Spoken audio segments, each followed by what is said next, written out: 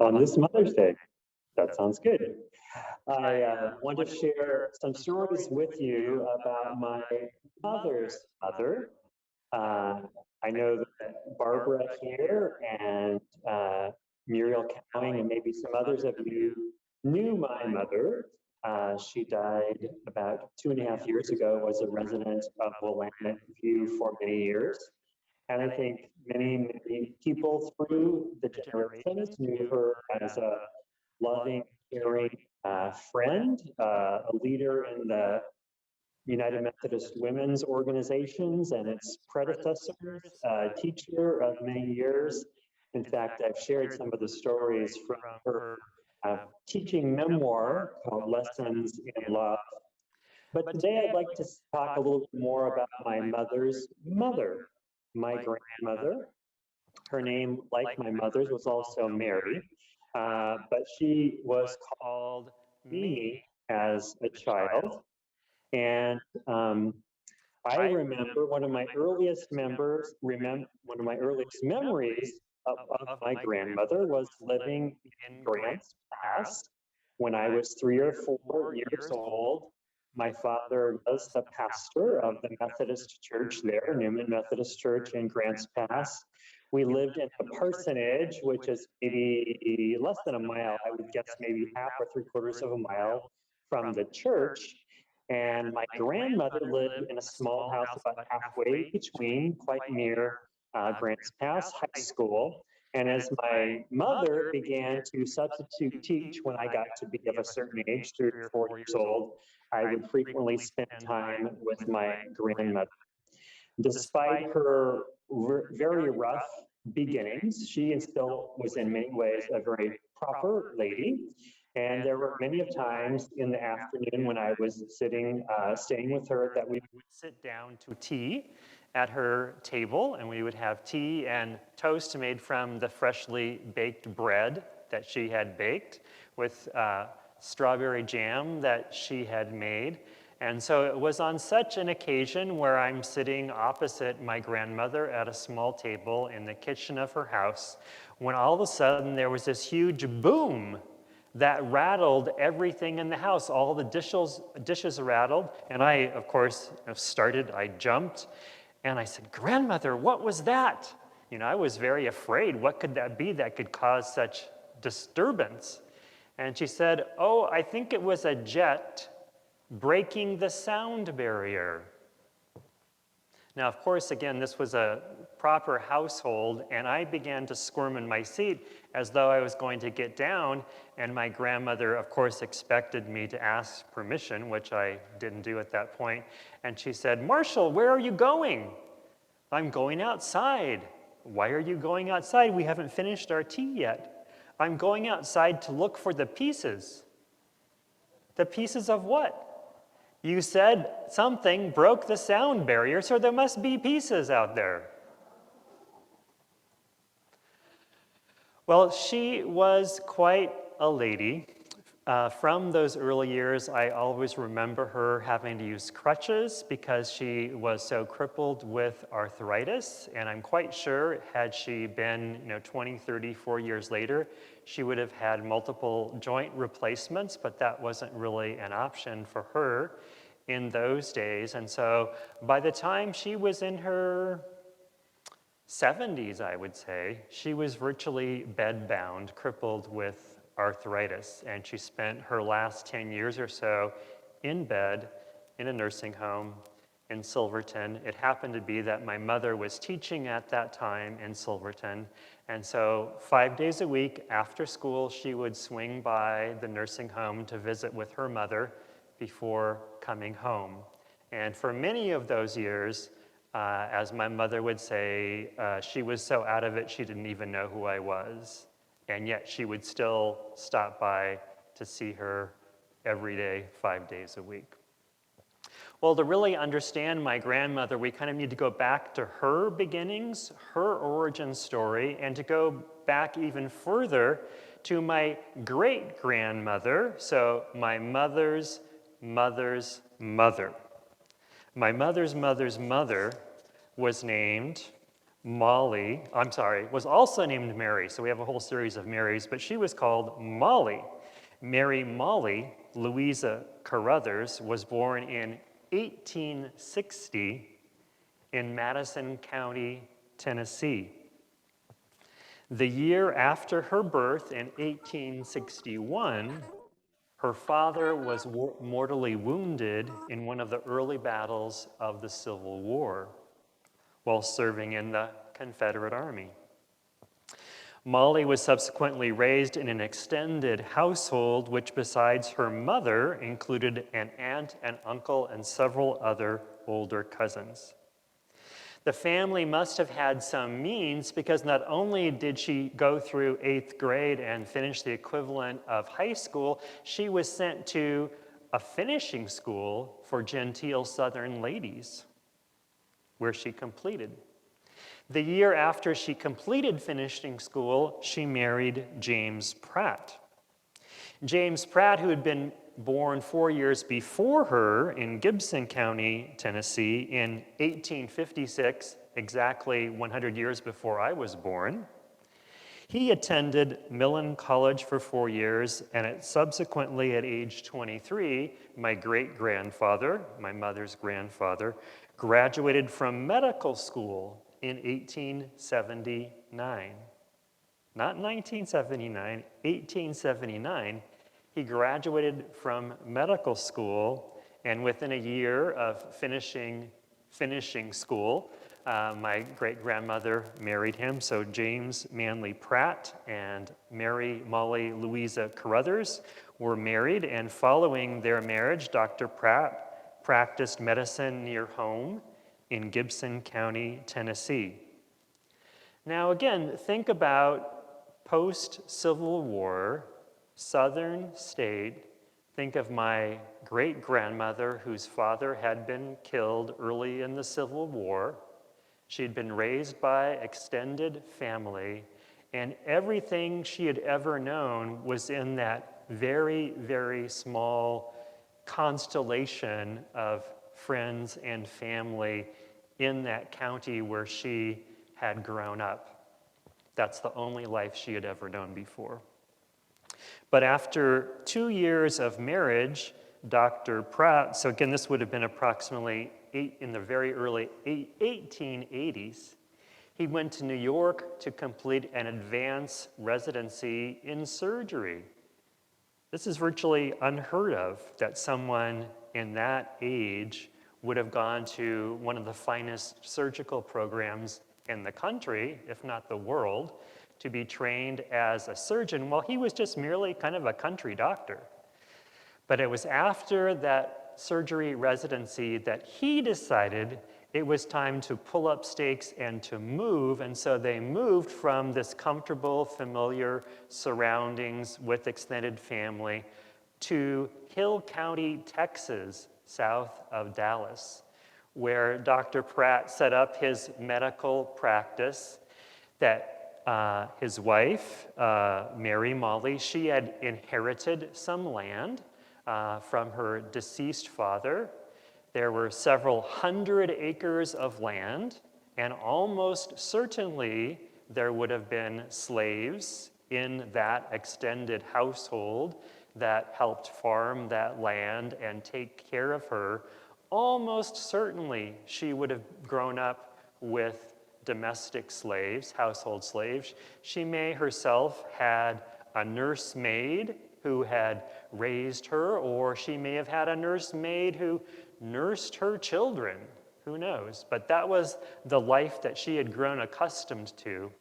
And so then to pick up stakes and move out to the frontier in Texas, in the Wild West, in the 1880s, because her husband, Dr. Pratt, had this dream and this vision of the good life out there on the frontier. And so from the money from the sale of the property she inherited from her deceased parents, they bought a peach orchard.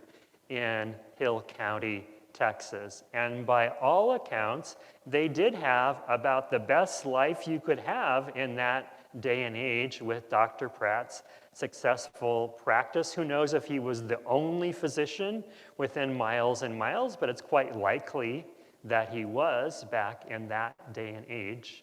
And then my grandmother, again, who was called Mamie, Molly, Mamie, it's hard to know why, but my grandmother, who was Mary Lillian, legally, she was called Mamie. My grandmother was born in 1893,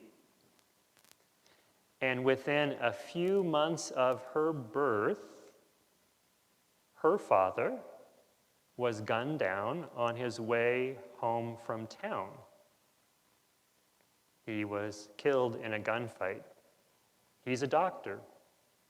We don't know all of the reasons why, but there are various theories about gambling, about addiction to drugs, which he may have picked up an addiction while in a surgical residency, because that was a very common thing for surgeons to become addicted to morphine and other opiates when they were in surgical training. There's a theory that it was a disgruntled husband whose wife had died after childbirth, and Dr. Pratt had attended to his wife. There are many theories that abound, but be that as it may, my great-grandfather was gunned down on his way home from work, and so, away home from town, and so within a few months of birth, my grandmother was fatherless and remained fatherless for some time. And if you can imagine, again, her mother, who'd grown up as a genteel Southern lady with all of her needs being taken care of in Tennessee, and now in the frontier in Texas, suddenly the only means of support is gone. Suddenly, there is no Social Security, there is no life insurance, there's no social safety net whatsoever. And so you're used to living in one certain way, and all of a sudden, all your means of support is gone. She's hundreds and hundreds of miles away from any extended family who could have supported her. I mean, it's really hard to imagine what that would have been like. What my grandmother told my mother was that she never, ever could remember a time when her mother showed her any warmth or affection or spoke of her love for her. And again, we don't know all the reasons behind that, but the theory is that she never got over the death of her husband, James Pratt, the one who was responsible for their move from Tennessee to Texas, that she just kind of shriveled up in many ways and was not able to offer any kind of loving support to my grandmother.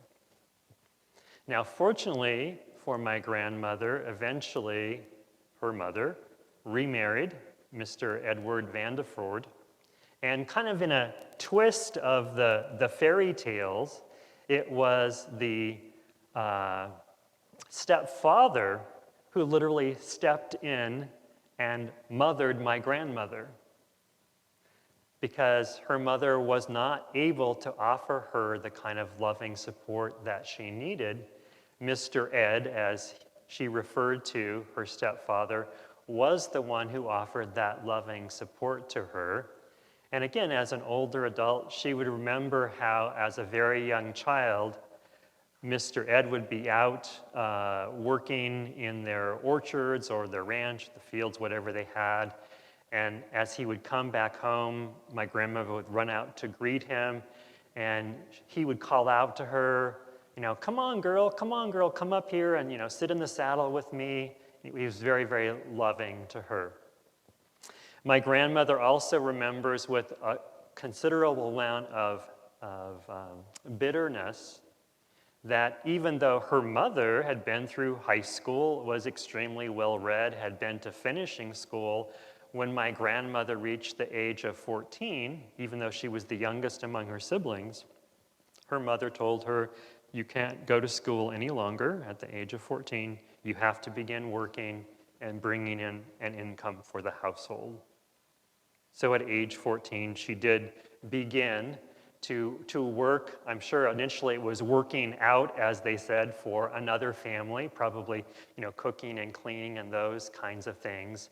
And at age 16, as soon as my grandmother saw an opportunity, she married William Lee Beard at age 16.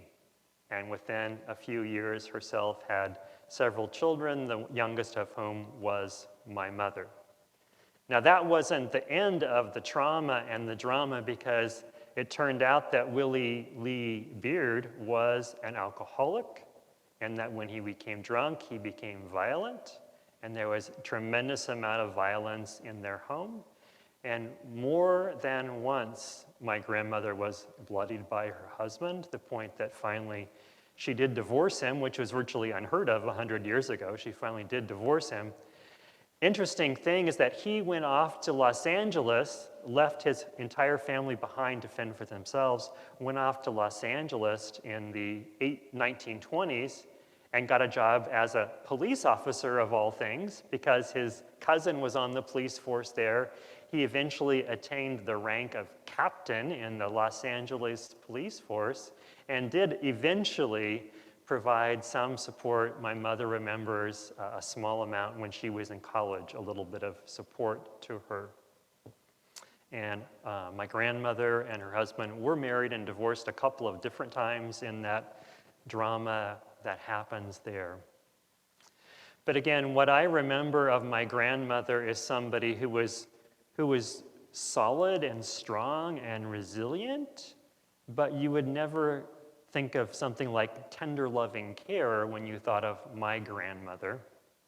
Again, the story is told about when they were living out in the farm in Texas near Loveland, and I don't know, my mother probably was a teenager by then.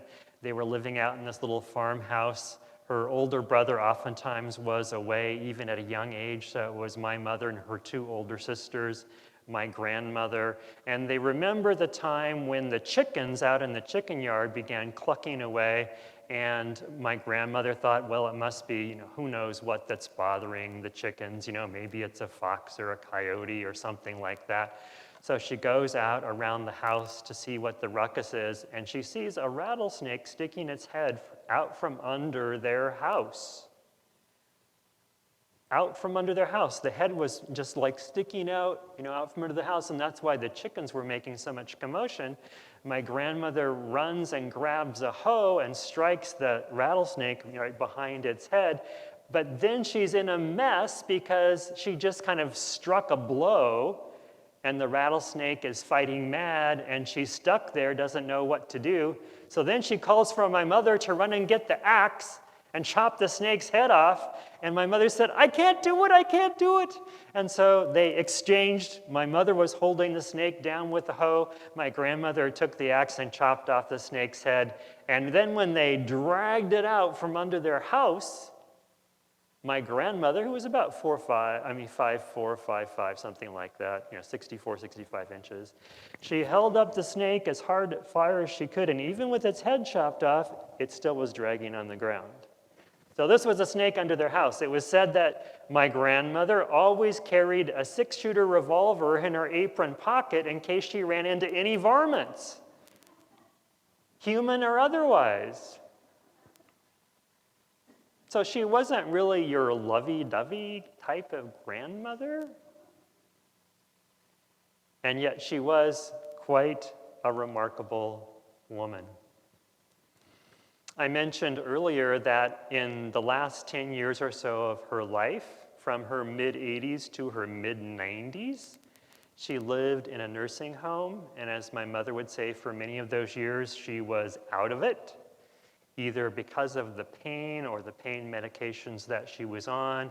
So it had gotten to the point where she didn't even seem to recognize, and for quite some time didn't communicate with my mother at all, except maybe, a nod of the head or a squeeze of the hand, something of that nature. And then my mother tells of the time when she talked with one of the nursing staff there about the fact that very late at night, when everything became still and quiet in the nursing home. They could hear a voice coming down the halls from my grandmother, who didn't communicate. Amazing grace, how sweet the sound. And she would go through her hymn repertoire when everything was still and quiet, even though she was no longer able to communicate as we would do. And so finally one day, my mother went to visit her, and her mother hadn't spoken to her for a very long time, and kind of out of the blue, my grandmother says to my mother, I saw Mr. Ed last night. And this was, again, her stepfather, who had long before died. And my mother said, oh, really? And she said, yes, he was right there at the end of my bed. Well, what was he doing there? He was beckoning to me, saying, come on, girl, let's go. And she died the next day.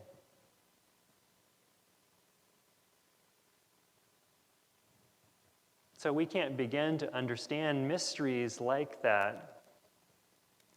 But we do know that sometimes it's our mothers and sometimes it's our fathers, sometimes it's our brothers or sisters, our cousins, our teachers, our friends, our Sunday school teachers, our youth counselors, or whoever may be the ones who are able to provide us the loving care that we so much need, whether or not our mothers or grandmothers will be able to provide that tender, loving care for us. We also know that no particular pronoun or no particular name captures all of the unknowable mystery of God. And so whether we refer to God in the male sense and as God the Father, whether we refer to God in she or the female or mothering God, we know that all these are simply expressions that we use to begin to approach this unknowable God who we do know in the person of Jesus Christ. And my mother's favorite hymn when she was in terrible trauma in her own family is the hymn, Jesus, Lover of My Soul. And one of the verses of Jesus, Lover of My Soul refers to Jesus when he is outside Jerusalem and said, oh, I long for you and yearn for you like a mother longs for her child. If only I could take you under my wings and protect you. So Jesus also in many ways is, was, and will be mother to us as well. So let us give thanks for all of our mothers and fathers, both those biological parents who may have given us birth and those parents who, through the years, may have mothered and fathered us. So let us give thanks, and let us also find ways that we too can share that love forward with others, whether or not they happen to be our biological children or grandchildren or others that God places in our paths to nurture. So may God add to our understanding and our doing of this word. In Christ's name, amen.